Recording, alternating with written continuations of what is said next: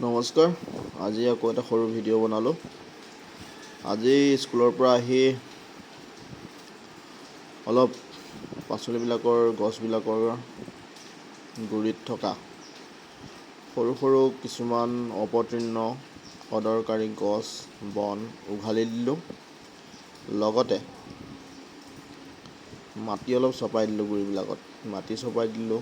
শুকান গোবৰ অলপ আছিলে সেইখিনিও দিলোঁ। বহুত দিন গোবৰ দিয়া হোৱা নাছিলে, গোবৰ অলপ দি দিলোঁ। সেইকাৰণে কেনেকৈ ঘাঁহবিলাক গজিছে, সৰু সৰু বনবিলাক গজিছে।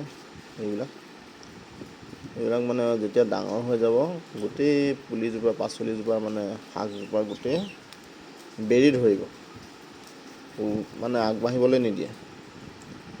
তাৰপিছত সেইখিনি উঘালি দিয়াৰ পিছত অলপ এই যিবিলাক গুৰিৰ বুঢ়া পাত, গছজোপাৰ বুঢ়া পাতখিনি অলপ কাটি দিলোঁ। গোটেইখিনিয়ে কাটি দিলোঁ বাৰু। গোটেইখিনিয়ে মানে গোটেইকেইজোপা গছৰে পাতবিলাক অলপ অলপ কাটি দিলোঁ। কেনেকৈ কাটিলোঁ চাব দেই। কেঁচি এখন লৈ লৈছোঁ।